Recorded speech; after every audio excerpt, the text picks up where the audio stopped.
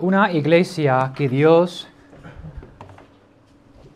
pueda bendecir. Estamos ahora en parte número 2. Hemos visto la adoración bíblica que es agradable al Señor. Número 2 es una iglesia de oración. Y vamos a tomar unas semanas hablando de la oración, lo que es y lo que no es. Aquí vamos a empezar en el libro de Santiago hablando de la oración de fe. Hay dos requisitos aquí para la oración. La vida que Dios puede bendecir es una vida cristiana de oración. Una persona que cree en Dios, que tiene la fe que Dios me va a escuchar, que Dios escucha mis oraciones y voy a pedir con fe. Es el requisito número 1 de la oración. Tú tienes que pedir con fe.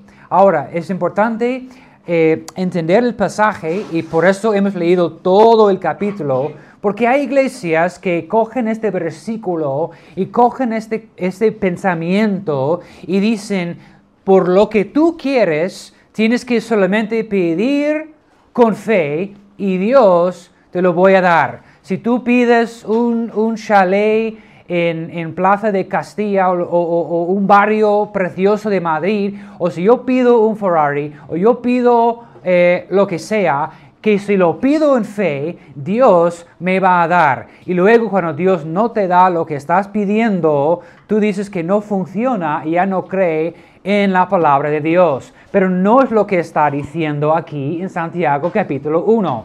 Muchas iglesias enfocan tanto en esto de pedir con fe, declarar y decir a Dios, te demando o te declaro o lo que sea, porque esto para ellos significa pedir con fe, pero no es lo que la palabra de Dios nos está enseñando aquí en capítulo 1 de Santiago. Está diciendo otra cosa, por lo tanto, es siempre es importantísimo leer en contexto. Vamos por partes, empezando en versículo 1, dice Santiago, siervo de Dios y del Señor Jesucristo, a los 12 tribus que están en la dispersión. Pregunta número 1, ¿a quién estamos hablando? En la dispersión, los judíos, por varias razones y situaciones, están en la dispersión, viviendo en comunidades en cada parte del mundo. En el estudio de los miércoles, estamos en Hechos capítulo 2, la Biblia nos enseña que han reunido en Jerusalén por el festivo de semanas o el festivo de Pentecostés y han venido de todas partes del mundo.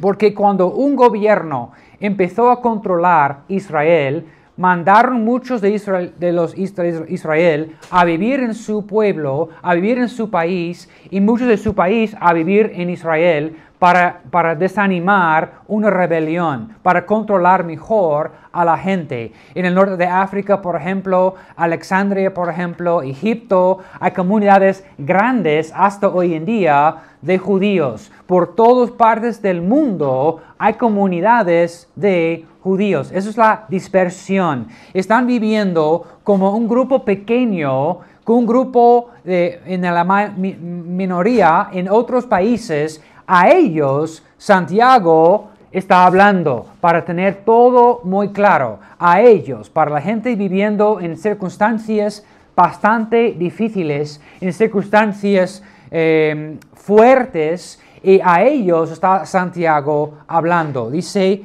a los 12 tribus que están en la dispersión, no están en su país, no están en su hogar, no están en su contexto, no están donde hablan su idioma, donde celebran su religión, donde van a apoyarles por ser judíos o para seguir la palabra de Dios, pero están en países donde what's the word? Paganos y cosas estas, y ellos tienen que ser fieles al Señor en un contexto muy fuerte y muy difícil. A ellos están hablando Santiago.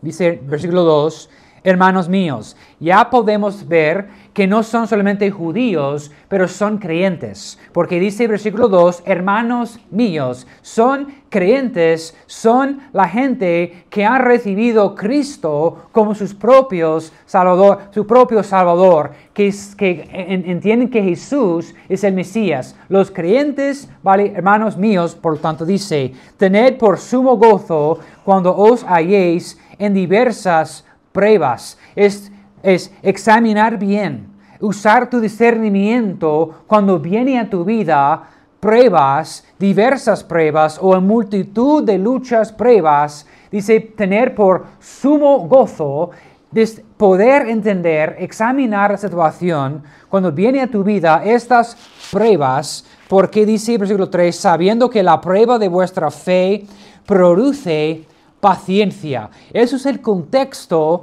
antes que encontramos versículo 6 que dice pedir con fe lo que tú quieres y Dios te va a responder. Pero el contexto es la lucha y también es la prueba que Dios te va a probar. Que el cristiano puede decir, yo soy un buen cristiano. Tú puedes tener el autoestima o el autoaprobación o la idea que tú eres un gran, buen, fuerte cristiano, pero cuando viene la prueba, eso es cuando Dios puede ver y mostrar a ti dónde está realmente tu nivel de fe. La prueba no es para Dios.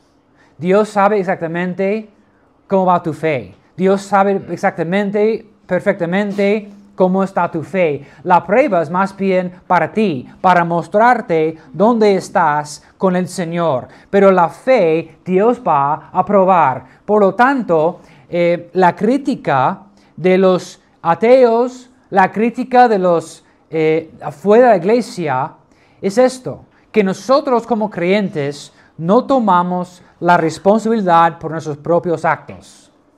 Y por un parte, ellos tienen la razón. Escúchame bien. Ellos nos critican diciendo el cristiano no toma la responsabilidad por sus propios actos. Y por un parte, tienen la razón. Porque ¿qué hacen los cristianos? Dicen, no, su vida es un desastre. Y ellos, en vez de aceptar la responsabilidad de que ellos han tomado malas decisiones, ellos dicen, no, es que el Señor me está probando. Como para pintar todo que no es que yo he hecho mal, no es que yo he metido la pata, es que Dios me está probando. Cuando en realidad Dios te ha probado y tú fallaste y ahora tú estás recibiendo las consecuencias de tus actos, de tus decisiones. Y el cristiano a veces no quiere aceptar esto. Queremos pintar todo como es Dios, es una prueba, es esto, es no sé qué. Y los ateos miden esto y dicen, mira cómo son. Todo es Dios, Dios es soberano, es el plan divino de Dios. Entonces Dios ha elegido esto. En vez de aceptar la responsabilidad por sus propios actos, es tan fácil echar todo a Dios. No, es que Dios me está probando. Y aquí dice en este versículo que Dios va a probar tu fe. Versículo 3, sabiendo que la prueba de vuestra fe produce, ¿qué? Paciencia. Y luego más tenga la paciencia su obra completa, para que seáis perfectos y cabales sin que os falta cosa alguna. Y si alguno de vosotros tiene falta de sabiduría, pídala a Dios, el cual da a todos abundantemente y sin reproche, y le será dada. Pero pide con fe. Pero estamos hablando de ¿qué? Riqueza, lujo. El contexto dice claramente, estamos hablando de sabiduría. Que en medio de las luchas, que en medio de pruebas, tú tienes que pedir sabiduría del Señor. Ayúdame, Señor, a entender lo que estoy mirando. Ayúdame, Señor, a tener tus ojos y tu corazón para entender y para ver lo que está pasando en mi vida con sabiduría, para aguantar la prueba, Señor. Y esto es lo que Santiago está diciendo. Una iglesia que Dios puede bendecir y una vida cristiana que Dios puede bendecir es una iglesia de oración. En medio de la prueba, en vez de flipar, en vez de colapsar, es pedir con fe sabiduría del Señor para aguantar y ser fiel a Él. En vez de tirar la toalla, en vez de colapsar, en vez de buscar otras ideas y oportunidades, continuamos fieles y fuertes en el Señor. Pero dice el siguiente: los que no son así, los que no son fieles, los que no piden con fe, mide la consecuencia. Y veo esto mucho, porque dice, versículo 6, pero pide con fe, no dudando nada, porque el que duda es semejante a la onda del mar, que es arrastrada por el viento y echada de una parte a otra. Yo he pasado la mitad de mi vida en Florida. Y creo que una vez he compartido en mi estado de WhatsApp una foto de mi barrio en Florida. Hemos crecido justo al lado del mar. En mi ciudad en Florida se llama Bradenton. Y Bradenton es una ciudad de pescadores, de playa, de cosas estas. Entonces yo he pasado mucho tiempo con eso de barcos, de agua, de mar. Entonces yo entiendo qué es cuando viene una tormenta y cómo todo pueda cambiar. Y qué es estar en el mar. Cuando tú quieres hacer un paseo, pasar un día en un barco, hay dos tipos. Puedes pedir lo que es para aguas superficiales, que es un barco pequeño, ¿vale? Y no tiene mucho peso. Y luego, si quieres ir al mar profundo, es mucho más dinero, porque es barco o barca, no recuerdo. ¿Una barca? Una barca pequeña. Un barco es grande. El barco grande tiene más peso para aguantar el movimiento del mar. Porque suena como, oh, qué guay, qué bonito, yo quiero ir al mar profundo. Pero ya cuando estés en el parte profundo, vas a ver el movimiento del agua. Y yo recuerdo mi juventud, mi bisabuelo vivió en la ciudad. Mis padres viven en el Golfo de México, que es bastante tranquilo. Mi bisabuelo vivió en San Agustín, que es una ciudad española en Florida, pero es por parte del Atlántico. El Atlántico es fuerte. El Atlántico tiene un corriente fuerte y hay olas más grandes y más fuertes. Yo recuerdo estando con él durante la tormenta en casa, viendo el viento, viendo el relámpago y todo esto, y después la tormenta, haciendo un paseo en la playa, porque muchas cosas han quedado en la playa por la tormenta. Entonces yo entiendo lo que la Biblia aquí está diciendo. Por el movimiento es fuerte. Después del culto, podéis ver en YouTube un video de un barco en medio de una tormenta en el mar. La altitud de esas olas. La Biblia dice aquí a nosotros algo. Si tú no pides con fe al Señor, y si tú no tienes sabiduría para plantarte y para ser fuerte en el Señor, tú eres como una barca pequeña en medio del mar profundo que se mueve con las olas. Y hasta que yo tomo el último respiro de mi vida, hasta que me muero, voy a seguir predicando lo mismo, que tú tienes que ser fiel al Señor, poner Dios primero en tu vida. Pero muchos cristianos o unos no tienen estabilidad en sus vidas porque no ponen Dios primero. Ellos empiezan por un tiempo a servir al Señor, se apuntan a cosas y luego se olviden o se pierden el ánimo y no ponen Dios primero. Y sus vidas son como el barco en el mar, por aquí, por allá, no hay estabilidad, no hay fidelidad al Señor. Es por aquí, por allá, persiguiendo trabajos por aquí, por allá. Siempre es el siguiente cosa, siempre es lo que es más verde por la otra parte de la reja. Es siempre una oportunidad más atractiva en otro sitio, en vez de confiar en Dios y decir, Dios me ha plantado aquí, aquí me quedo. Y por mí, yo voy a servir al Señor. Y mi casa, nosotros vamos a servir al Señor y poner Dios primero en mi vida. Eso es ser fuerte y fijo en medio de una tormenta que las olas no te van a mover. Pero unos no tienen estabilidad en sus vidas porque no piden al Señor sabiduría. Señor, ayúdame a entender lo que está pasando en mi vida ahora mismo. Dice, mas tenga la paciencia. Yo he estado como pastor hay algunos hermanos aquí en esta habitación ahora mismo. Unos hermanos en esta habitación que han pasado pruebas. Y hemos estado orando juntos. Una prueba fuerte para ellos, fuerte para mí.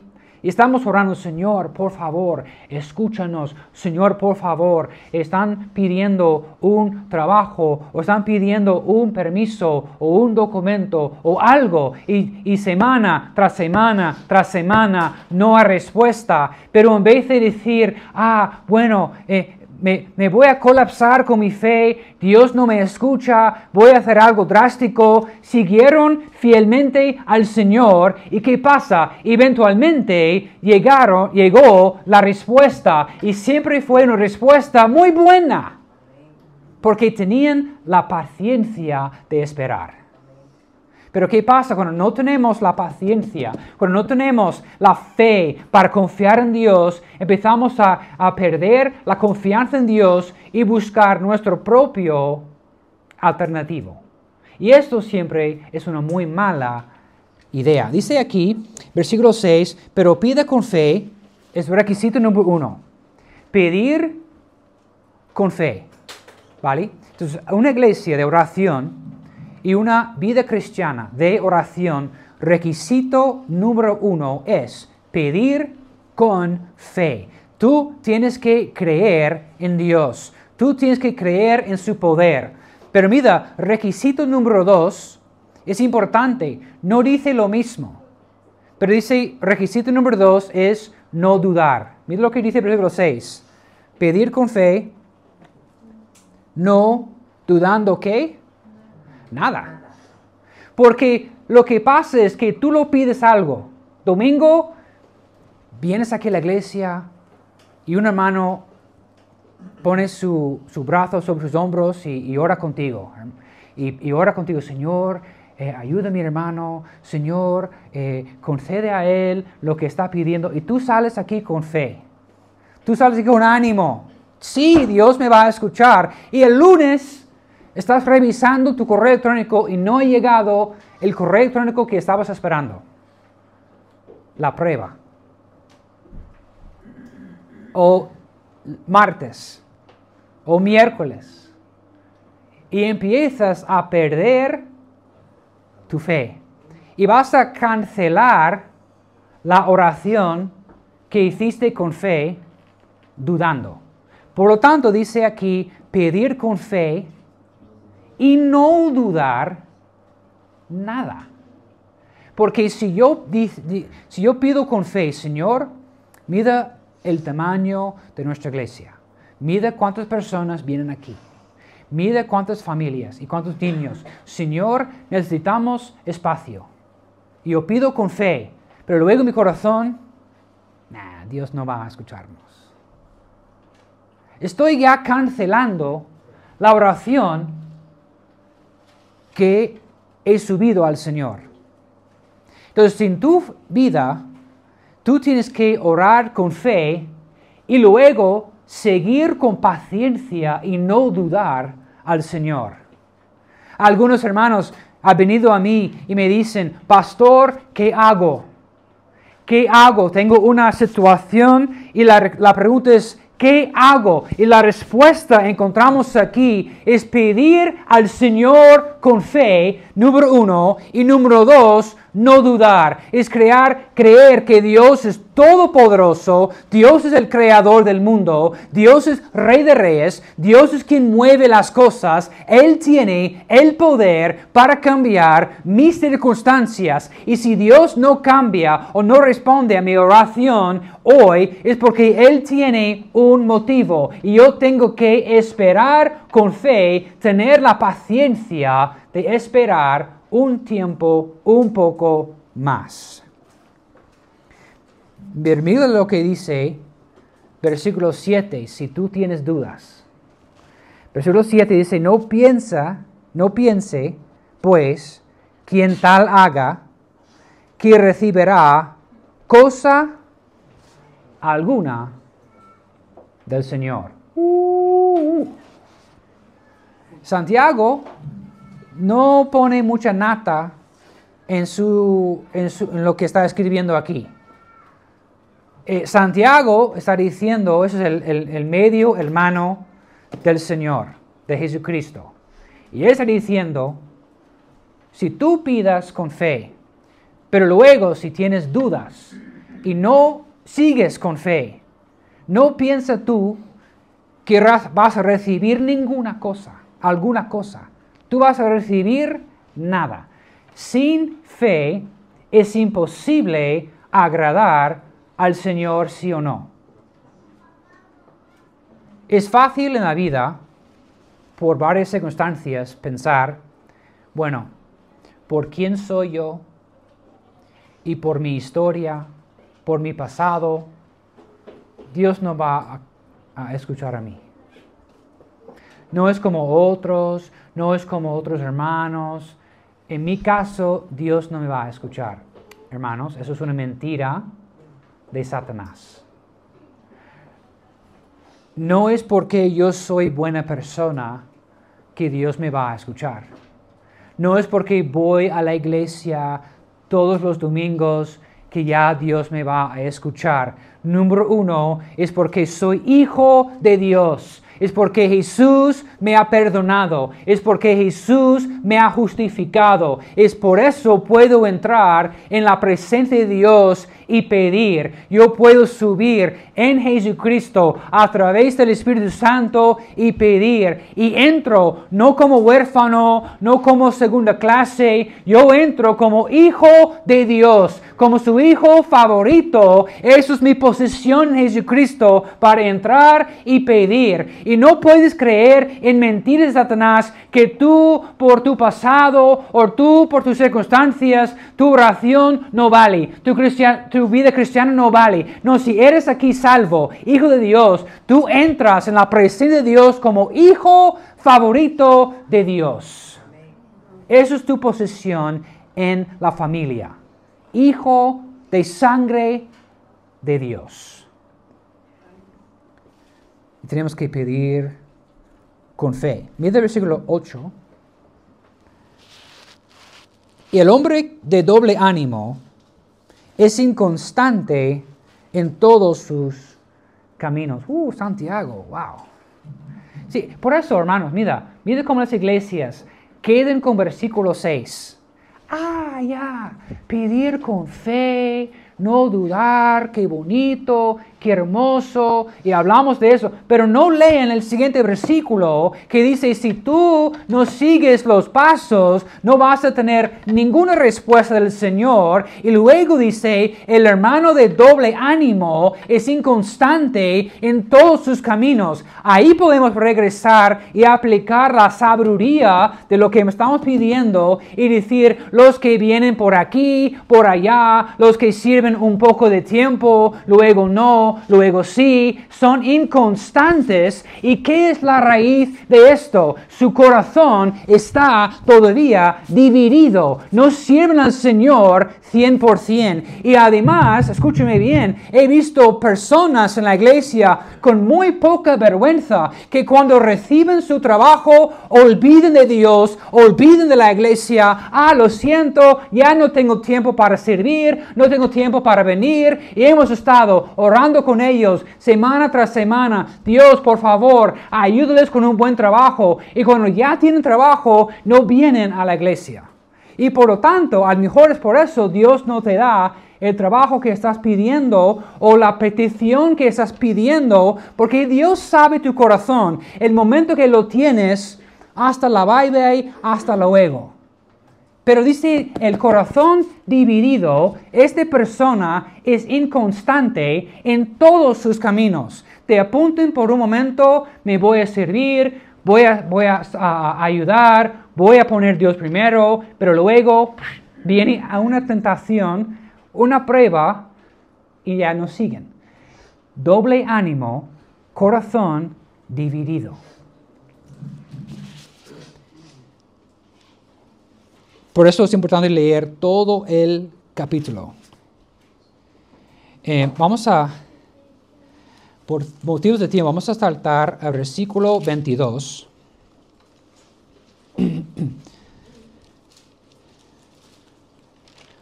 Y dice, pero, ¿qué dice este versículo? Pero ser hacedores de la palabra y no tan solamente oidores, engañándoos a vosotros mismos.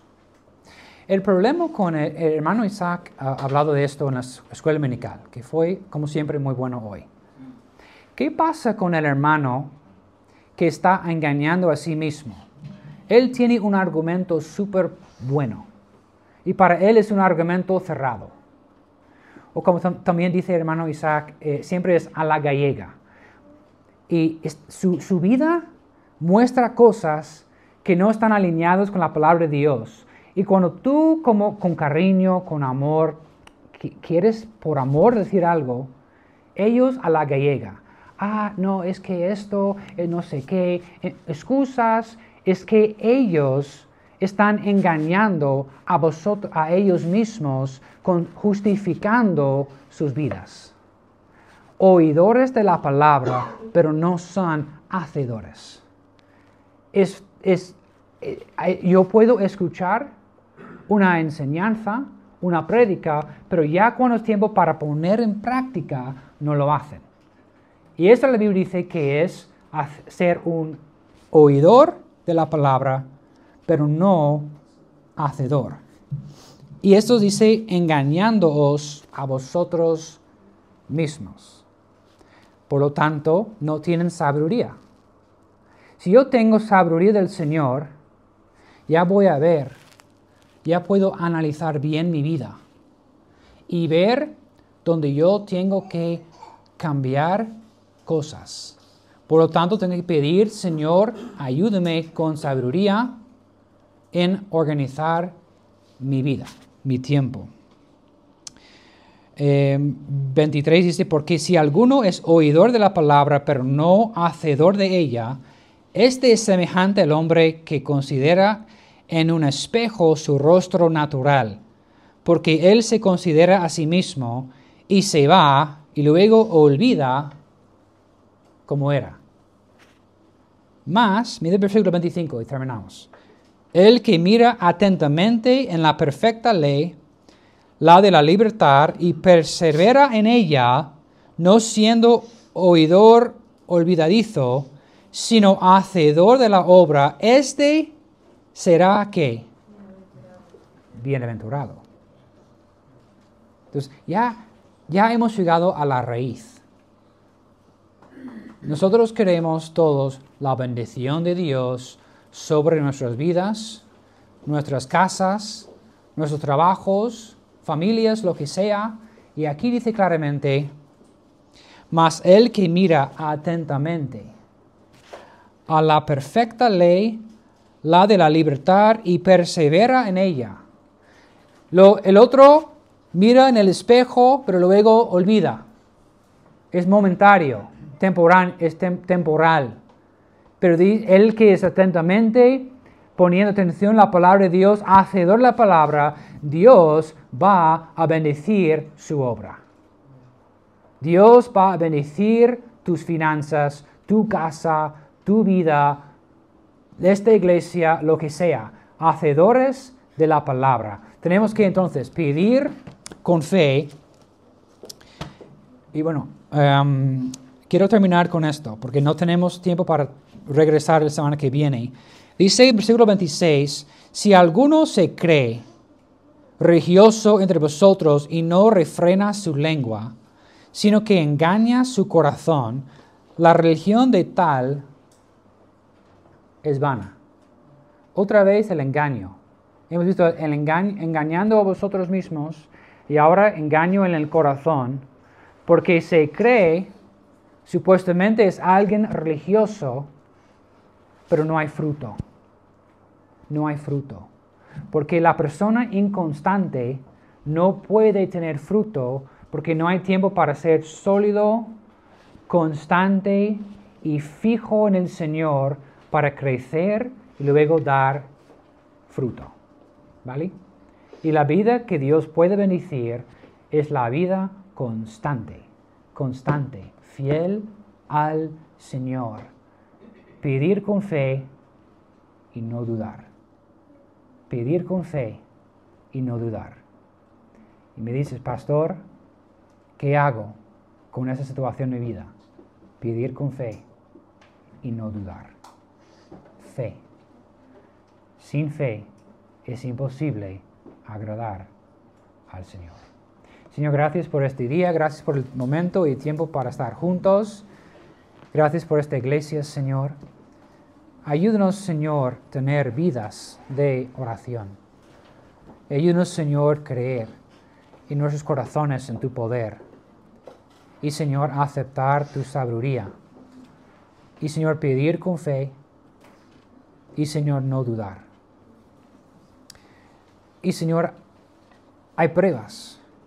Hay momentos cuando tú no me respondes, Señor. Estoy en la espera. En este momento, Señor, ayúdame a tener más fe en ti. Yo no quiero ser, Señor, como la persona en una barca pequeña, en medio del mar con mucho viento, por aquí, por allá. No, Señor, por mi familia. Quiero tener estabilidad. Quiero mostrar a los demás que mi fe realmente es genuino. No es puro teoría, pero es práctica. No solamente digo que soy cristiano, pero, Señor, vivo, ando como un cristiano. Que mis actos corresponden a mis palabras, o mejor decir, a mis creencias. Señor, hay mucha necesidad aquí en esta iglesia esta mañana. Pedimos, Señor, con fe. Y, Señor, ayúdanos a no dudar. Me cuesta, Señor, a veces aceptar tu voluntad. No es que no conozco tu voluntad, pero no me gusta. Y, Señor, ayúdame a tener tu sabiduría, que me ayuda a aceptar tu voluntad, Señor, lo que tú has elegido para mí. Y, Señor, esto puede cambiar mi vida, tener un corazón con alegría, porque entiendo que tú eres bueno, Señor, tú eres justo, tú eres perfecto. Y, Señor, es fácil engañar a mí mismo. Y solo tu sabiduría me puede ayudar, dar cuenta, Señor, que estoy engañando a mí mismo.